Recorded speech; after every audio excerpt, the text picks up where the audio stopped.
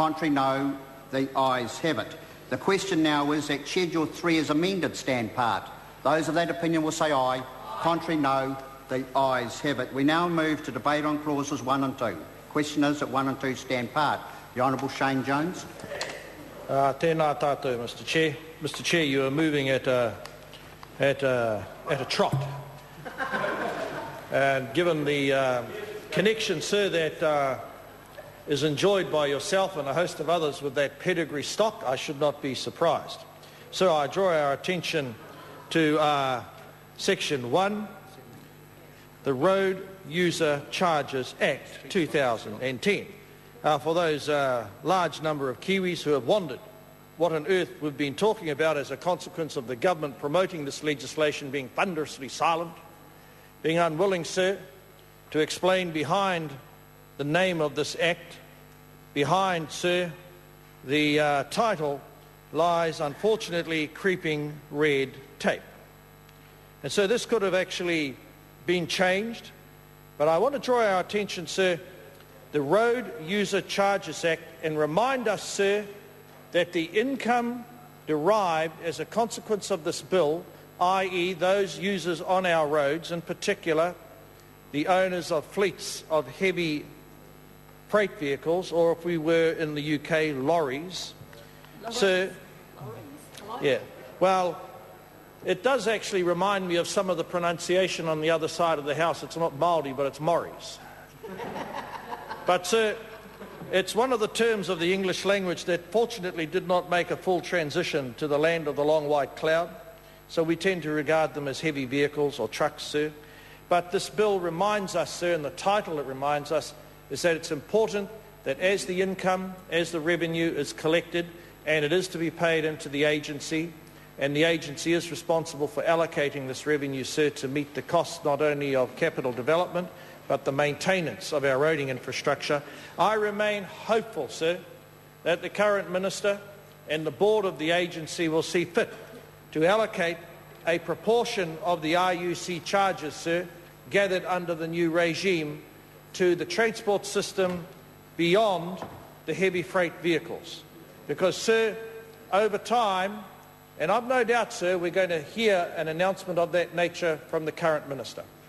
I've got no doubt, sir, that the current Minister is going to show that the RUC monies levied, collected, perhaps more electronically, as a consequence of the passage of this bill, are no longer going to be confined, sir, to roads and bridges.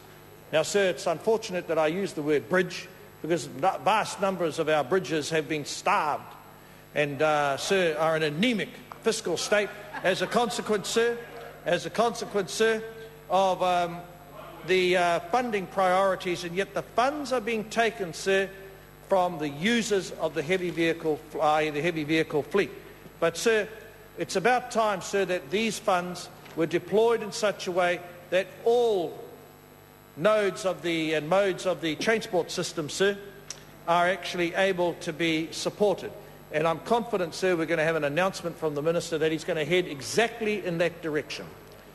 Because, sir, I'm imagining that that is the only place that the Minister's going to be able to find, i.e. RUC charge and related monies, to meet the costs of the debt that the man or the Minister, sir, has. I mustn't personalise this, say man, woman, the position of the Minister. It's just unfortunate it's been occupied by that unworthy character. However, such as the vagaries of the National Party that they've promoted him, sir, above my friends, and they are my friends, sir, on the Transport Committee, I see a great opportunity for Mr. David Bennett, sir.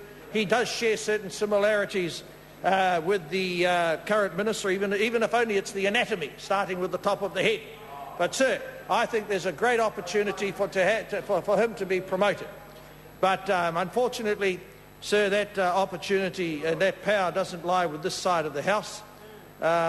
It does, however, lie with the voters, and hopefully down in his neck of the woods they'll see great virtue on the candidates on this side of the House, who are already, sir, causing him to sweat, causing him to expire. Well, I won't say expire, perspire. And, sir, it's quite a sight to behold when someone follically challenged like himself perspires, but there's another matter.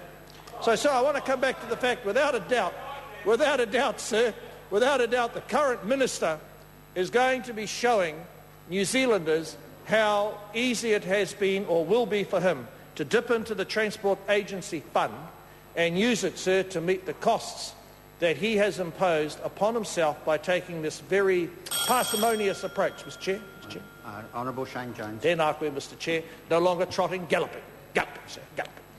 Now, sir, as I come back, without a doubt, sir, the current minister is going to be sort of accessing, sir, the hypothecated fund which derives a lot of the underlying revenue from RUC charges, registration charges, sir, and petrol tax. Now, sir, only one of those three things is really covered by this bill, i.e. RUC charges.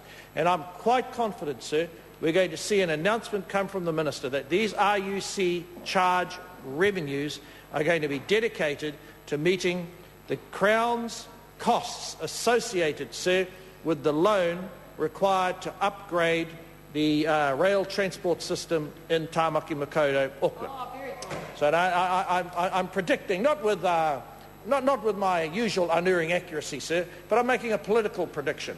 Now, sir, when this actually takes place, he will have demonstrated, sir, that funds being taken from the heavy trucking vehicle fleet are being deployed and used for another category of transport.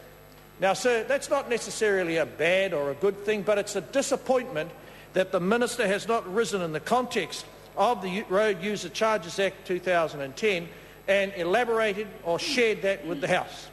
But, sir, it'll happen in this usual circuitous fashion.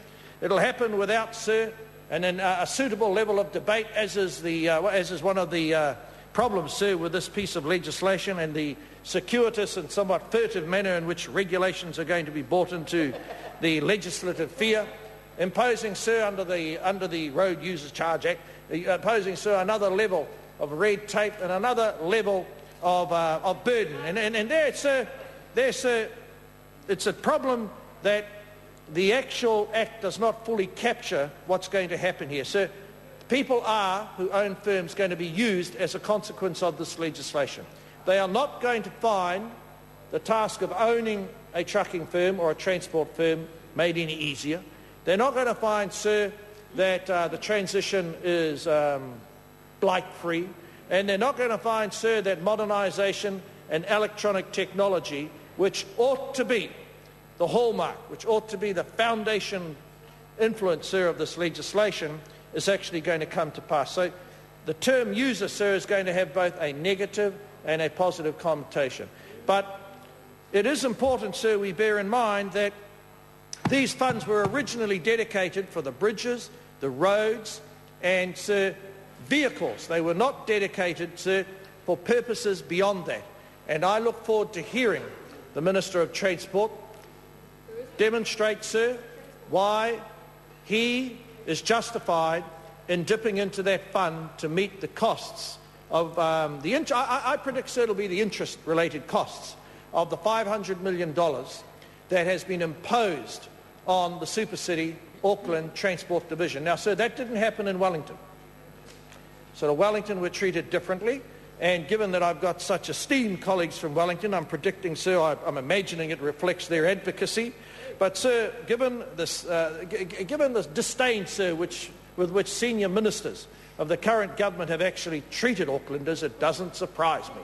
It doesn't surprise me, sir, that the Minister of Transport, having failed to dislodge Mayor Brown and having demonstrated, sir, he shows nothing but belligerence, shows nothing but hostility, and, sir, on occasions he even deploys my fellow Northlander, fellow member of the Golden Oldie rugby team, Mr. McCulley, to show bellicosity, anger, and sir, the level of militarism where they declared martial law, sir, over the viaduct. So let me come back. Let me move away from the viaduct, and let me come back, sir, to the Road User Charges Act and the title, sir, and remind everyone, sir, that the funds associated with this regime are meant to be dedicated, sir, to the maintenance and the capital development of our bridges, our roading system and associated assets.